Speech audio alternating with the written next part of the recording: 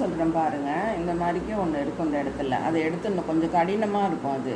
அதை எடுத்துடணும். அதுக்கப்புறம் இந்த நாரை எடுத்துடணும்.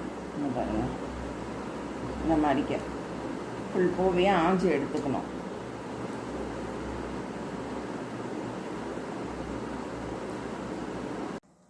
இதை என்ன பண்ணணும், தண்ணியில் மோர் கொஞ்சோண்டு ஊற்றிட்டு நல்லா அதில் பொடியாக நம்ம அரிஞ்சது மாதிரி போட்டுக்கணும். அதுக்கப்புறம் அடுப்பை பற்ற வச்சுட்டு அதில் தண்ணி வச்சுட்டு இது வேகிற அளவுக்கு தண்ணி வச்சு அதில் இதை வேக போட்டுக்கணும்.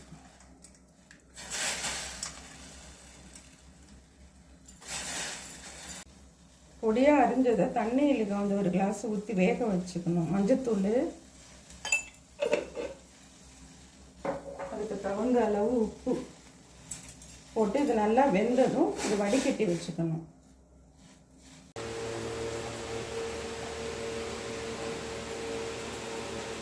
இந்த வாழைப்பூக்கு தேவையானது, இந்த வாழைப்பூவை வேக வச்சு மஞ்சத்தூள் உப்பு போட்டு வேக வச்சு இதை நல்லா வடிகட்டிட்டு ஆறுனது புழிஞ்சு எடுத்து வச்சுருக்கோம். கருவேப்பிலை, கொத்தமல்லி, வெங்காயம், 2 பச்சை மிளகாய் தான் போட்டிருக்கேன். நம்ம மிளகாய்க்கு போட்டு அரைக்க போகிறதுனால இது அரைக்க வேண்டியது வந்து கடலைப்பருப்பு, காஞ்ச மிளகாய், உப்பு.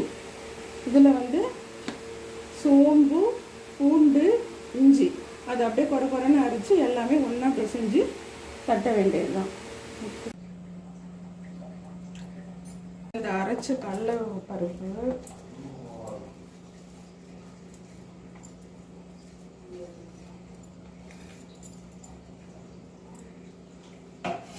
அதுக்கப்புறம் சோம்பு, பூண்டு, இஞ்சி 3 நுணுக்கி வச்சுருக்கோம் அந்த மாதிரிக்கு. அதுக்கப்புறம் இந்த வாழைப்பூ வேக வச்சு உதுத்தது, கொத்தமல்லி, கருவேப்பிலை, வெங்காயம்,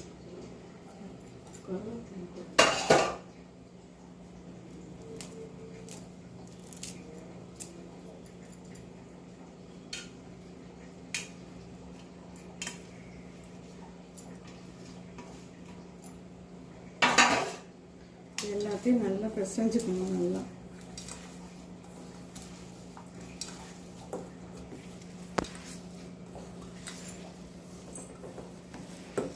ஒன்றா நல்லா மிக்ஸ் ஆகிற மாதிரி நல்லா பிசைஞ்சிட்டு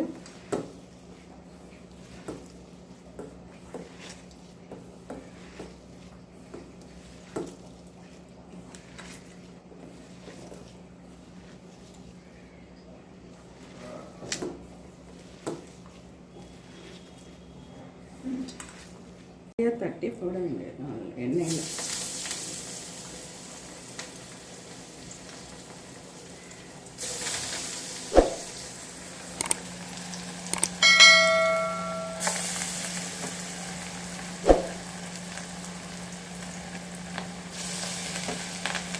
வாழைப்பூ வடை இப்போ ரெடி ஆகிடுச்சு பாருங்கள்.